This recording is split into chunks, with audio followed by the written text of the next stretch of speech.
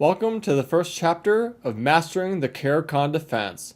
So in this first chapter, we'll be looking at the most popular response by white to the Caro Kann Defense. So let's get started. So white goes e4, we go c6, d4, d5, and the most popular move is actually the advanced version of e5. Then we go bishop f5. Now we'll look at three responses. Knight f3 was the most popular, h4, and knight c3. So let's get right into the most popular move, was knight f3. Now we go e6. They go bishop e2. We go knight e7. We go castling kingside.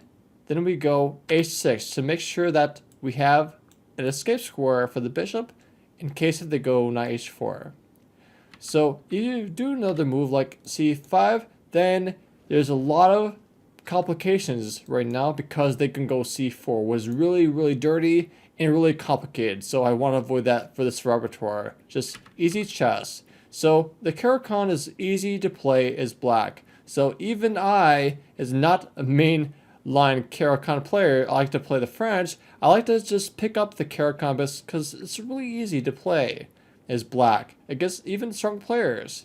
So I recommend you just simplify it for yourself and play h6 instead. Now they go knight d2. We go knight d7. You can see the pattern. The knights go to the 7th rank. Now they go knight b3 to just prevent c5 pushes. Then we go g5 to aggressively attack this king side. They go knight e1 to go to knight d3. Then we go queen c7. They go knight d3. And then we do knight g6. They go bishop e3. And now we castle queenside. That leads to exciting games where it's equal. And black will be attacking the king side with the pawns already prompt to attack the white king. Now let's go back here and let's look at the second line, which is h4. This is played against me by really strong players, and I gained really good success to beat them or draw them as black. It was really nice. So we go h5 to prevent them from trapping our bishop from g4 and h5. And now they go bishop d3, and we just do take on d3, queen takes, and e6. They go bishop e5 is all according to the most popular moves and has been played by really strong players against me personally. We go queen b6. They go knight d2. I recommend you go queen a6. So the cool thing about the Caro Kann, which I really like it, is the endgames are really good for black if they trade out the queens like this way. The endgames will be really equal and solid for black. So they usually don't take the queen. They go c4.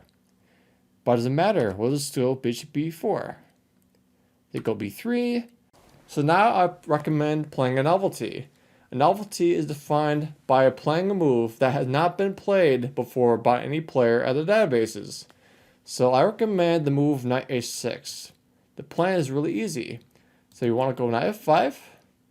Castles, kingside, knight e7, and rook fc8. And black is equal, and it has an easy game, and at the right moment, they can break through with c5. No problems. So now we're going to be looking at the third option that white has, was knight c3. Now we're going to be playing a typical move that we see in the other lines, which is e6.